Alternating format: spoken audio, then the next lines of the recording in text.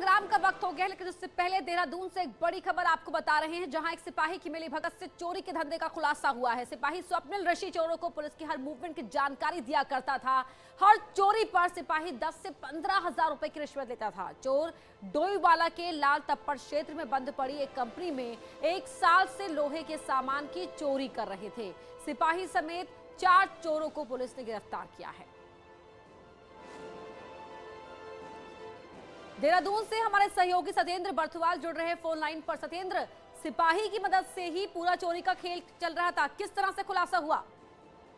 बिल्कुल अपर्णा, अगर हम बात करें देहरादून पुलिस की, तो लगातार पुलिस सवालों के घेरे में है। बीते कुछ दिन पहले फर्जी मुकदमा दर्ज के नाम पर पुलिस ने 1 लाख की ठगी की का एक वो चलाया था, लेकिन अभी ये बड़ा मामला सामने है, जहां पुलिस का ही एक सिपाही चोरी की घटनाओं में शामिल हुआ है। क्योंकि डोईवाला क्षेत्र में लगातार चोरियों की घटना हो रही थी, और लेकिन पुलिस के हाथ लगातार कुछ नहीं आ रही थी। क्योंकि जब पुलिस ने देर रात कल चोरों को अरेस्ट किया, तो एक बड़ी खबर सामने आई, जिसमें कि चोरों द्वारा खुद बताया गया कि उनका साथ पुलिस का जो सिपाही है स्वप्निल, वो भी उनकी चोरी में हिस्सेदारी था, और हर चोरी पे वो 10 से 15 हजार रुपये लेता था, और पुलिस का मूवमेंट बताता था कि पुलिस आज किस इलाके में है और किस इलाके में नहीं है, कहां आप चोरी कर सकते हैं, जिस कारण वहां पे लगातार चोरियों की बड़ी वारदात हो रही थी। जी अपना बहुत शुक्रिया सत्येंद्र आपका इस जानकारी के लिए।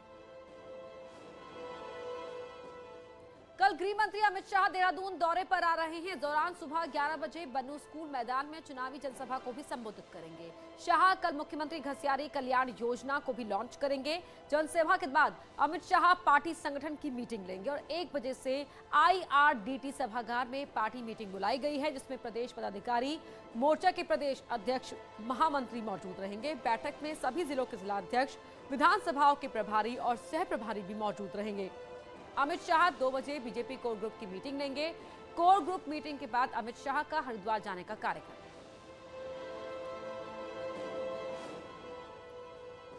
देहरादून से खबर है, जहां कांग्रेस के सदस्यता अभियान में हरीश रावत ने शिरकत की। उन्होंने आज कांग्रेस ज्वाइन करने वालों को दही जलेबी खिलाकर सदस्यता दिलवाई। इस दौरान हरीश रावत ने कहा कि चुनाव तक पार्टी ऐसे ही सदस्यता अभियान चलाती रहेगी।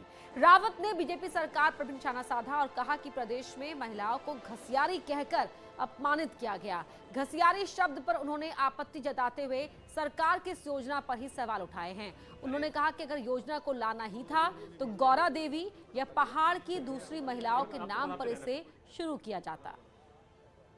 भाजपा वालों से मेरा एक आग्रह है, मेरी माँ, मेरी बहन उत्तराखंड की, कभी उसको किसी ने घसारी संबोधन नहीं किया। वो गृहिणी रही, वो गृह लक्ष्मी रही, वो परिवार पालन करता रही, लेकिन घसारी शब्द नहीं दिया। और भाजपा 21वीं सदी में आज़ादी के 75 वर्ष में मेरी माता बहनों को जो घसारी संबोधन दे रहे हैं, मैं उसकी निंदा करता हूं। मैं बड़ा दुखी हूं। बीजेपी ने महिला सह प्रभारियों की लिस्ट जारी कर दी है। पार्टी ने 70 विधानसभाओं में 70 महिला सह प्रभारी बनाए हैं। प्रदेश कार्यालय प्रभारी कुलदीप कुमार ने लिस्ट जारी की। बता दें कि महिला सह प्रभारियों से कल अमित शाह भी मुलाकात करेंगे।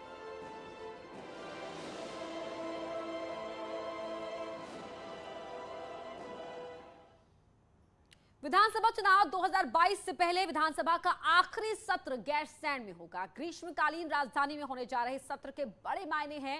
वहीं विपक्ष टाइमिंग और सोच पर सवाल खड़े कर रहा है।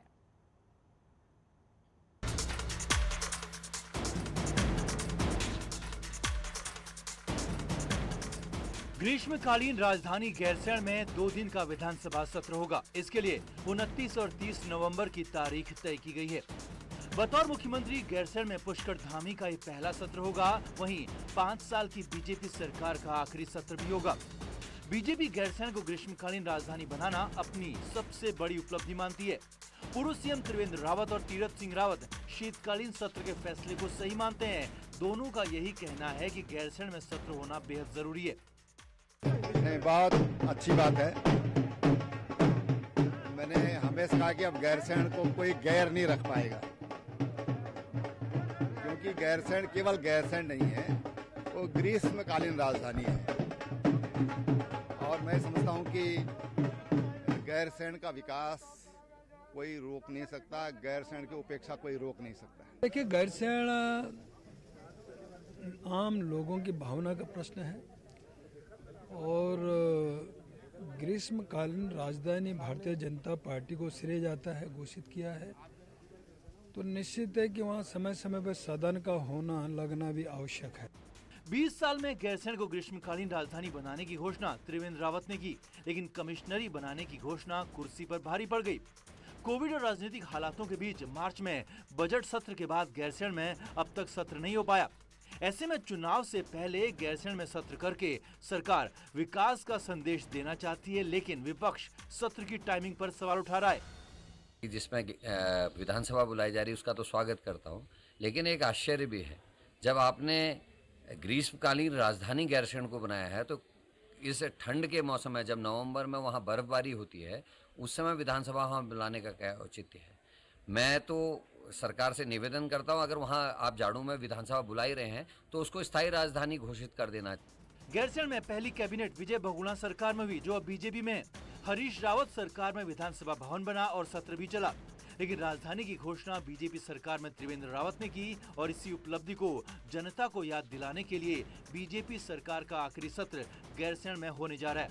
और माना यह भी जा रहा है कि मुख्यमंत्री पुष्कर धामी आखिरी सत्र में गैरसैंण के विकास के लिए कोई बड़ी घोषणा भी कर सकते हैं। दीपांकर भट्ट, न्यूज़ 18, देहरादून। विधानसभा चुनाव में इस बार सबसे बड़ा मुद्दा रोजगार है और इसकी नब्ज विपक्ष भी अच्छी तरह से समझ रहा है। देहरादून में बेरोजगारी के मुद्दे पर एक कार्यक्रम आयोजित हुआ जिसमें 8 विपक्षी दल एकजुट हुए। कांग्रेस के अलावा बीएसपी, एसपी से लेकर थर्ड फ्रंट से जुड़ी ज्यादातर पार्टी पहुंची और बेरोजगारी को लेकर सभी ने अपनी राय रखी।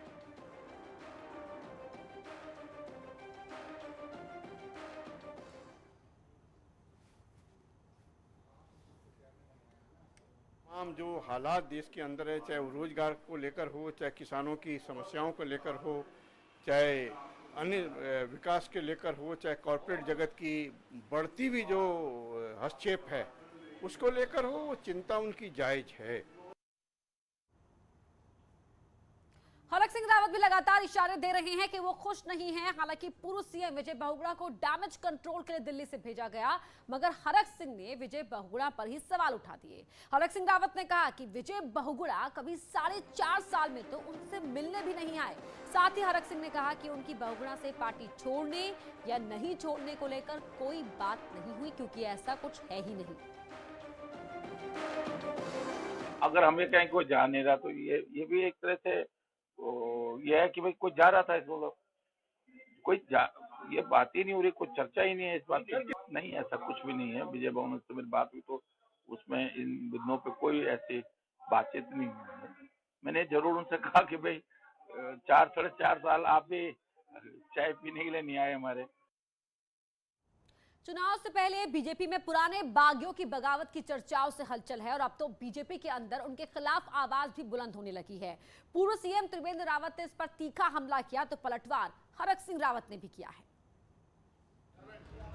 सरकार में भले ही साथ रहे, लेकिन तब के सीएम त्रिवेंद्र रावत और मंत्री हरक सिंह के बीच पूरे 4 साल 36 का आंकड़ा रहा। और अब जब हरक सिंह के कांग्रेस जाने की चर्चाओं ने जोर पकड़ा तो त्रिवेंद्र रावत ने फिर से तीखा हमला कर दिया और कह दिया कि चुनावी बयार में सूखे पत्ते इधर से उधर उड़ते रहते हैं, पार्टी इनके दबाव में बिल्कुल ना आए।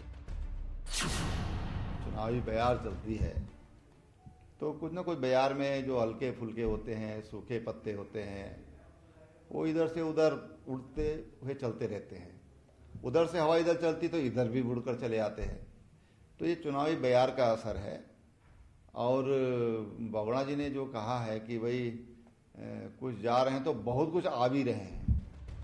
त्रिवेंद्र के मुख्यमंत्री रहते भले ही हरक सिंह ज्यादा मुकर नहीं हो पाए, मगर अब तो हरक सिंह ने भी कह दिया कि त्रिवेंद्र रावत अपनी मेहनत से नहीं बल्कि भाग्य से मुख्यमंत्री बने। कुछ लोग भाग्य की रोटी खाते हैं और कुछ लोग जो है मेहनत की रोटी खाते हैं। अब हमारा भाग्य नहीं है तो उसमें भाग्य ने उतरा, मतलब साथ दिया भाग्य ने। मैं ये नहीं कर रहा हूँ कि भाग्य ने साथ नहीं दिया, लेकिन उतना नहीं दिया जितना दूसरों के भाग्य ने दे दिया। अब दिल्ली से आए विजय बहुगुणा आग में पानी डालने का दावा करके तो चले गए, मगर 24 घंटे के अंदर ही आग में यहां फिर से घी पड़ गया। अब दल बदल की आग बुझेगी या फिर और भड़केगी, ये अगले कुछ दिन में साफ हो पाएगा। न्यूज़ 18 के लिए देहरादून से सुनील नवप्रभात की रिपोर्ट। उत्तराखंड में लैंड जिहाद पहाड़ों के लिए बड़ा संकट न बन जाए, इसलिए सीएम ने ऐसा करने वालों से सख्ती से निपटने का संदेश दिया है और मुख्यमंत्री ने ये बात न्यूज़ 18 को दिए अपने खास इंटरव्यू में कही। वहीं विपक्ष सरकार की मंशा पर सवाल उठा रहा है।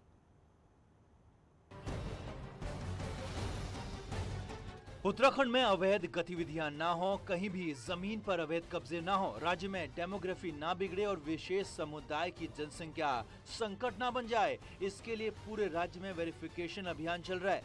न्यूज़ 18 को दिए इंटरव्यू में मुख्यमंत्री धामी ने सख्त लहजे में चेतावनी दी है कि ऐसा करने वालों से सख्ती से निपटा जाएगा।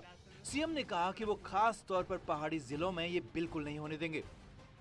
देखिए, उसको लेकर अब हमने जो है एक वेरिफिकेशन ड्राइव चलाई है और आने वाले समय में हम इस पर सख्ती से काम करेंगे, जिससे कि पहाड़ का डेमोग्राफिक चेंज न हो, यहाँ पर किसी प्रकार की गड़बड़ी न हो, यहाँ का संतुलन गड़बड़ाए नहीं, वो बना रहे और पहाड़ की जो हमारी संस्कृति है, पहाड़ का जो हमारा एक आवेश है, वो बदले नहीं, वो बना रहे। उसके लिए जो भी जरूरी काम होगा वो हम करेंगे। उत्तराखंड में बीते कुछ सालों में ऐसी कई घटनाएं सामने आई हैं, जहां जमीनों में कब्जे से लेकर धर्मांतरण को लेकर विवाद हुए। ऐसे में सरकार देवभूमि की पहचान देवभूमि के तौर पर ही बरकरार रखना चाहती है, लेकिन सरकार का ये प्लान विपक्ष के गले नहीं उतर रहा। पूर्व सीएम हरीश रावत का कहना है कि जमीन बेचने की छूट बीजेपी सरकार ने दी, इसीलिए पहले माफी मांगी जाए। ये नहीं समझ पाया कि कौन सी ऐसी नई वसासतें बस गई हैं जिससे उनको लग रहा है कि डेमोग्राफिक चेंजेस आ रहे हैं। उन्होंने खुला खेल फर्रुखाबादी कर दिया, सारे चीज़ें हटा दी भाजपा ने ज़मीन की खरीद फरोख्त से। तो परिणाम यदि कोई कल हमारे पंचजूली की पहाड़ी की उपत्यका में भी ज़मीन ले लेता है तो तुम ही तो रास्ता खोल करके गए हो। खुद के पाप के लिए पहले माफ़ी मांगो और उसके बाद जो है फिर कोई बात कहो।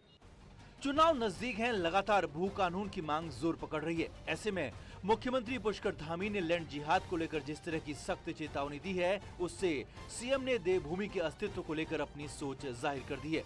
दीपांकर भट्ट, न्यूज़ 18 देहरादून।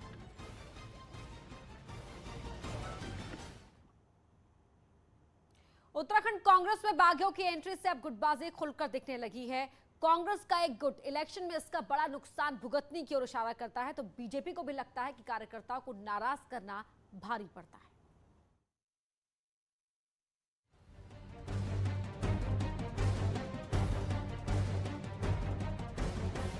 उत्तराखंड कांग्रेस में अगले 15 दिन अहम माने जा रहे हैं। बीजेपी के विधायकों के कांग्रेस में वापसी को लेकर जहां कांग्रेस दो गुटों में बटी नजर आ रही है, वहीं पूर्व राज्य मंत्री रहे आरपी रतूड़ी कहते हैं कि कांग्रेस के कार्यकर्ता काफी नाराज चल रहे हैं। रायपुर में सोमवार को मीटिंग कर सबने बागियों की एंट्री के विरोध में एक राय बनाई। उनका कहना है कि ये सही नहीं कि पहले जिनके खिलाफ बातें करो फिर उनका समर्थन किया जाए। ऐसे में कार्यकर्ताओं का मनोबल टूट रहा है। वहीं महिला विंग भी अंदरखाने कार्यकर्ताओं में रोष बता रही है। 5 साल उनके विरुद्ध धरना प्रदर्शन सड़कों पे किया, अगर वो हमारी गर्दन पे बैठेंगे तो कैसे बर्दाश्त करेंगे। निश्चित तौर पर इस मामले में सभी कार्यकर्ताओं में बड़ा रोष है। अगर बगावत करके कोई व्यक्ति कहीं चला जाता है तो जाहिर सी बात है कि कार्यकर्ता को एक पीड़ा होती है, उसको महसूस होता है कि मैंने इतने साल इस क्षेत्र में मेहनत करी है और एक नया व्यक्ति इस क्षेत्र में आकर के अगर वो कहीं से दावेदारी करता है तो कार्यकर्ता को महसूस होता है। वहीं बीजेपी कहती है कि कार्यकर्ताओं को नाराज किया तो चुनावों में अंजाम तो भुगतना पड़ता है और कांग्रेस भी इसको आने वाले समय में भुगतेगी। तो भाई का कार्यकर्ता का सम्मान नहीं होगा तो भाई कार्यकर्ता है तो बूथ को आगे करता है, बूथ आगे होगा तो चुनाव जीतेंगे, सरकार बनेगी। जब बूथ ही नहीं जीतेगा तो जीतेंगे भी नहीं, सरकार भी नहीं। इसलिए कार्यकर्ता का सम्मान होना चाहिए। कोई भी आदमी लेना है तो बिना कार्यकर्ता के पूछे नहीं करना चाहिए। अब प्रदेश की राजनीति में सरगर्मी जोर शोर से चल रही है। ऐसे में मीटिंग कर एक राय बनाना बड़े राजनीतिक हलचल की तरफ इशारा कर रहा है। भारती सकलानी, न्यूज़ 18 देहरादून। कुछ और खबरों पर डालेंगे नजर, लेकिन एक छोटे से ब्रेक के बाद।